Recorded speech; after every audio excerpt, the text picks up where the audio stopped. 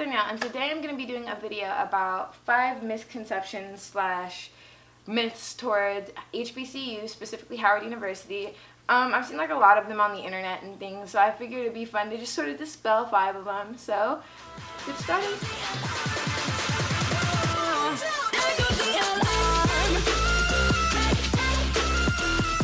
Number 1, this one's probably like the biggest one that I've heard. It's that they don't prepare you for the real world.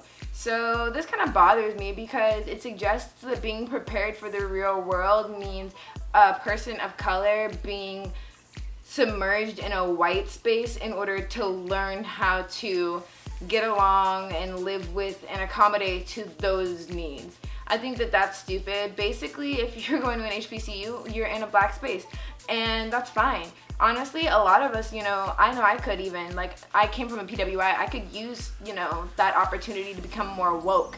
And going to an HBCU is definitely doing that. Like, when I go back out into this predominantly white world, I'm not going to be any less prepared than if I had gone to a PWI. In fact, I'm going to have more of the tools that I need not to get lost in that and to know my worth as a person of color, my potential, and where I can grow. Not that if you go to a PWI you don't have that opportunity, you do, but to suggest that going to an HBCU takes you away from having the tools to survive in the real world, I think that's stupid. 2, Howard is a party school. I mean, Howard's in DC, guys, so realistically, of course there's going to be a party every night. But come on, this is not Pokemon, you don't have to catch them all.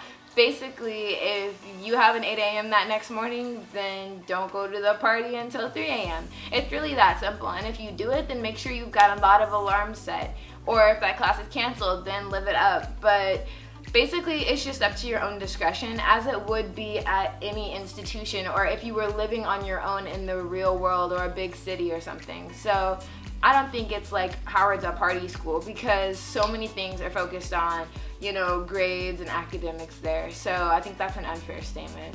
There are only black people. Now, I think this is another limited statement, just like the first one. Basically, if you're going to an HBCU, it's just the inverse of a PWI. So I think it's stupid to say, oh, there are only black people, because there aren't. There are plenty of sprinkles here and there of other races and other minorities. Basically, if you go to a PWI, you've got your, sprinkles of ethnicity here and there, and if you go to an HBCU, that majority is just black people. It's really just that simple. And I think that to say, oh, there are only black people, and say that as a derogatory statement, or to say, oh, HBCUs are racist, that suggests that a person of color being submerged in an all-white environment isn't racist towards the black person. But then when black people, go and make an institution, then it's racist. So I just think that duality is flawed. Neither one is racist. It's just a preference. Everything is about Greek life.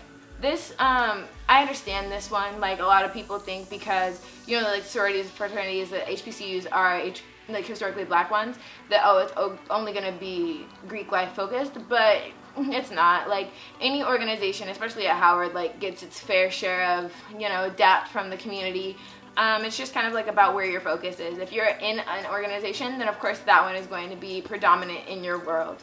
But if you're in 0 organizations, then they're all going to represent themselves equally to you, probably. So that's a nice thing, honestly, because you can join anyone and feel like you're in something that holds a significance. And then my last one is that it's impossible to sustain a long-term, friendship or relationship because of Howard's beautiful ratio. This one's just really funny to me. But, I mean, it's not true. Yeah, the ratio definitely plays a part in a lot of things, but, like, a handful of my friends at the end of the year had something substantial with one person. So, like, I had a friend that had a boyfriend that went to UDC. I had a friend that had, all of these are present tense, has a boyfriend that lived in Maryland. I have one that met a guy on campus, started dating him, and then I had one that had, like, a little monogamous situation with a boy. So, there's definitely opportunity for all of those things if that's what you're looking for, but I would just say don't trip on it too much, or else you'll just drive yourself crazy. But other than that, those are all the myths and misconceptions I could come up with. If you guys have any more, please leave them in the comments. I think it would be super fun to see like what everyone's heard and what everyone's been saying about like an institution, like especially if you're hearing things from a person that's never even stepped foot in that institution. I think that's hilarious. so we can talk about them and dispel them and everything in the comments. And for all of you that are moving in soon, I would like to let you guys know I am volunteering with Freshmen Move-In. So all of y'all moving into College Hall North, Quad, or Drew know that I'm going to be around. And I'm going to have my vlog camera with me, so we can definitely catch it all on tape and put it onto the internet.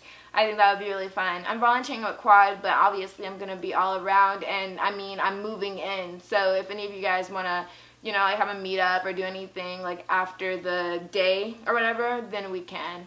And other than that, I'll see you guys next time. Thank you for watching. Bye.